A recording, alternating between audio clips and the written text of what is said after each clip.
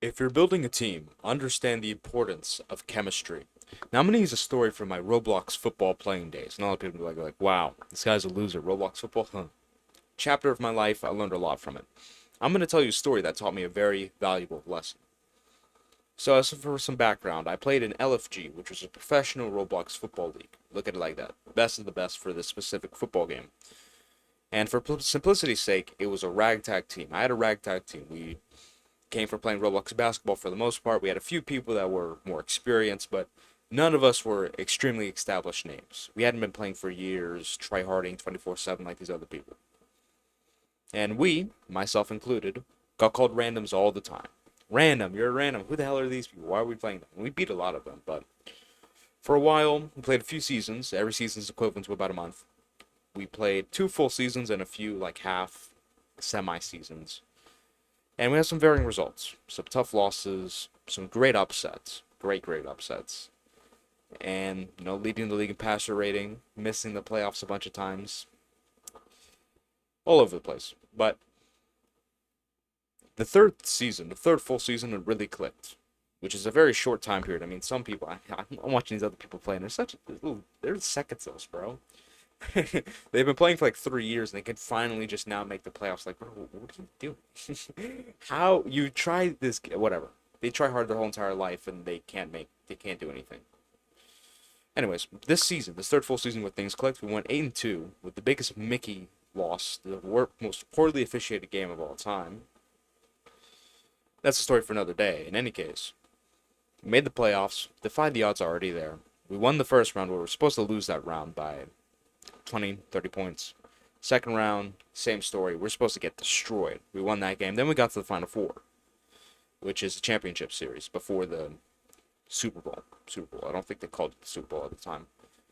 And we were playing against a bunch of tryhards that played for a bunch of years and had all this experience. And we were just a few plays going away from winning that game and going to the Super Bowl. God knows what happens then. A great season for a bunch of nobodies. And this is where the lesson comes in. Partially because my hand was forced, and partially due to greed. It was part of it, but mostly my hand was forced. We started switching around the team. Remember, this is a ragtag team of randoms. We weren't supposed to go anywhere, but we had just had great chemistry. We worked very well together. And we were probably better than they thought we were, including myself, but, we just had the chemistry. We worked together. And we started switching around the team. On paper, this new team that was put together from the season before looked amazing. It looked so much better, light years better on paper. We had a Hall of Famer before. I mean, the Hall of Famer, they've been playing forever. I mean, the most experienced player we had, but only playing for a few months in total in terms of actual game time. And, you'd think, because we just went 8-2 and went to the championship, you think, well, with all these upgrades on paper, they're going to win the Super Bowl. It's easy, right? Relatively speaking. But that's not what happened. This season was a disaster. We went 6-4, 5-5. We missed the playoffs. My stats took a nosedive. Still far above average, but it wasn't as good as the season before. Not even close. Me and my receivers weren't on the same page. Me and my center weren't on the same page. Massive mess on offense and defense. And that's when it really got pounded into my head. Chemistry, how you actually work with people, is far more important than talent. And you can look at this in sports as well. I mean, think of all those super teams that failed. They get like 4 Hall of Famers, 4 All-Stars, and one off-season. I was like, wow, they're going to win everything. There's no way this team could lose. Then they get on the court, they get on the field, and things go haywire. Chemistry is more important than talent.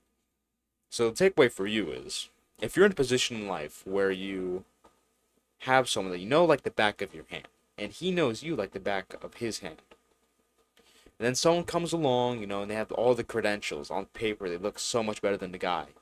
It looks stupid to replace the guy that you know. Think twice.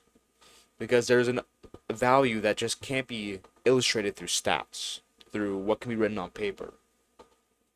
A value that can't be appreciated through any number, any written word. In knowing someone like the back of your hand, and him knowing you like the back of his hand. Unmatched. Even if they aren't as talented, it's far better than, dropping them off for a more talented person.